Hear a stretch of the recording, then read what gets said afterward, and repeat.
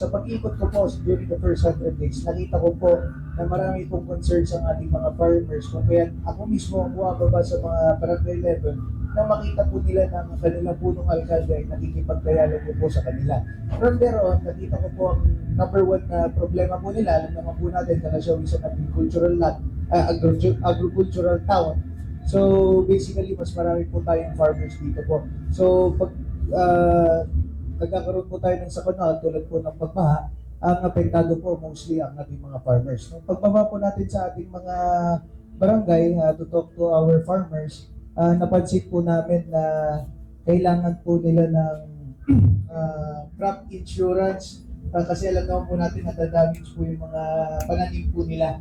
So, meron na po, existing na po ito. Matagal na po ginagawa ito. Meron na po talaga crop insurance na binibigay po tayo sa mga farmers. Pero naisip ko po, bakit hindi na rin natin isama yung mga farmers as well? Ito yung mga programa na sana hindi po natin magamit dahil makukuha lang po nila itong programa po ito pag may nangyari po sa kanila, pag may hindi magandang nangyari po sa kanila. But at least they are still insured. Alam po nila na may pakialam po tayo sa pamilya ng mga farmers and sa farmers as well. Actually, meron din po kaming program na pinondo for next year dahil alam naman po natin na sa mga binebenta po ng mga farmers yung mga palay po nila pag binibili po nila pagbasa parang nasa 14 pesos, 15 pesos, pag tuyo 9 pesos. Yeah. So, nagano po kami as per dito po sa data dito sa Calasiao, yun po yung mga sinasabi po nilang data sa amin. Pag tuyo naman po 15, 14. But kami na po ang nag-offer na bibilhin po ng munisipyo, magkakaroon po kami ng palay buying program dito wherein mas tataasan po namin yung presyo ng pagbili sa kanila kumpara doon po sa mga private sectors na bumibili pinagbebentahan po nila. And i-ano rin po namin, ibebenta po namin, however, sa much lower cost o kaya doon sa mga ibebenta po natin sa mga private partners din po natin.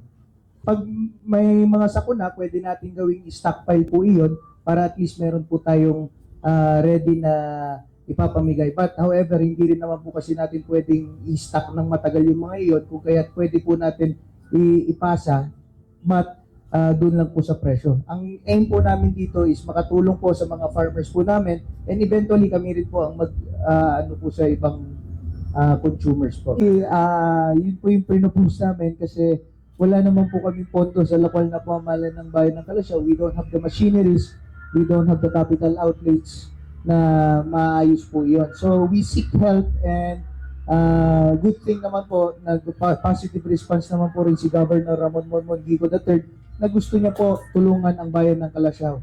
Nakikita po kasi namin dito, one problem dito po sa ating bayan is very silted na po ang ating mga ilog. Kung mapapansin po ninyo, kulay brown na po ang ating tubig ilog dahil it only shows na yun po yung mga lupa na nanggagaling from the north, from the what do you call this, sa mga mountainous areas, kung kaya't inaanod na po dito sa ating bayan. Before going to the Guban, dadaan po yan ng Calasiao Rivers.